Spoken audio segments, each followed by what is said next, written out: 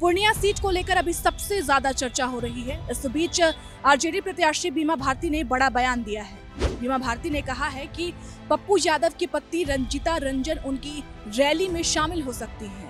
अब उनका ये दावा सच है या फिर गलत, ये तो हमें नहीं पता। लेकिन दूसरी तरफ ये भी चर्चा है कि राहुल गांधी पप्पू यादव के खिलाफ पूर्णिया सीट पर बीमा भारती के लिए प्रचार कर सकते हैं।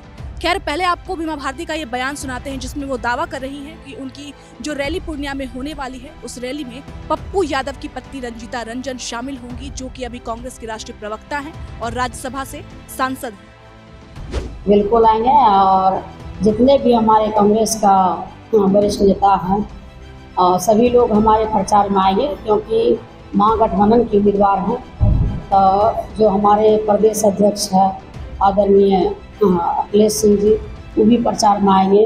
हमारे जो राष्ट्रीय जो रंजीता रंजन है बहुत अच्छी है और हम लोग से बहुत अच्छा संबंध भी है। और पार्टी से हट करके मेरे प्रचार में रंजीता रंजन जो है पूर्णिया आएंगे। और देखिए, पार्टी अलग है, रिश्ता अलग है, तो महागठबंधन को निभाते हुए हमारे जो है कि समर्थन में रंजीता रंजन प्रचार में जो है कि आएंगे। खैर, बीमा भारती ने तो पहले भी ये कहा था कि पप्पू यादव पूर्णिया सीट से पर्चा नहीं भरेंगे, लेकिन अंत में 4 तारीख को पप्पू यादव ने पूर्णिया सीट से पर्चा भरा। और देखिए, सबसे खास बात यह है कि अगर राहुल गांधी पप्पू यादव के खिलाफ पूर्णिया सीट से बीमा भारती के लिए प्रचार करते हैं, तो बड़ा सवाल ये है कि इसके बावजूद क्या पप्पू यादव, जिन्होंने अपनी पार्टी जन अधिकार पार्टी को कांग्रेस में विलय किया, वो भी इसलिए क्योंकि वो पूर्णिया सीट से मैदान में उतर सके, पूर्णिया सीट से कांग्रेस उनको टिकट दे, तो अगर राहुल गांधी उनके खिलाफ प्रचार करते हैं पूर्णिया सीट पर बीमा भारती के लिए, तो क्या इसके बाद पप्पू यादव कंटिन्यू करेंगे कांग्रेस में? ये भी बड़ा सवाल है। और देखिए, ये बात आप भी जानते हैं कि पप्पू यादव ने अपनी पार्टी जन अधिकार पार्टी को कांग्रेस में इसलिए विलय किया था ताकि वो पूर्णिया सीट से चुनाव लड़ सके, पूर्णिया सीट से कांग्रेस उनको टिकट दे। हालांकि बाद में ऐसा नहीं हुआ। बाद में जेडीयू की जो विधायक थी बीमा भारती, वो आरजेडी में शामिल हो गई। उसके बाद आरजेडी ने उनको पूर्णिया सीट से मैदान में उतारा और अब पूर्णिया सीट से वो चुनाव लड़ने वाली हैं आरजेडी की तरफ से।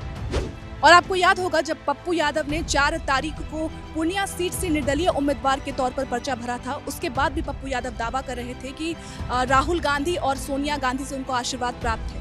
अब तो चर्चा ये भी चल रही है कि जिस तरीके से निर्दलीय उम्मीदवार के तौर पर पप्पू यादव ने पूर्णिया सीट से पर्चा भरा है, उसके बाद कांग्रेस इस पर भी बात कर रही है कि कांग्रेस विचार कर रही है कि पप्पू यादव को अपनी पार्टी से निलंबित कर दे। ऐसी चर्चा है, ऐसा हम नहीं कह रहे हैं। फिलहाल बड़ा सवाल तो यही है कि अगर पप्पू यादव की पत्नी रंजीता रंजन पार्टी में रहते हुए अपना धर्म निभाती हैं, क्योंकि वो कांग्रेस की राष्ट्रीय प्रवक्ता हैं, राज्यसभा से सांसद हैं, अगर वो बीमा भारती की रैली में शामिल होती हैं, तो क्या इससे पप्पू यादव और उनकी पत्नी रंजीता रंजन के बीच का जो रिश्ता है वो खराब होगा?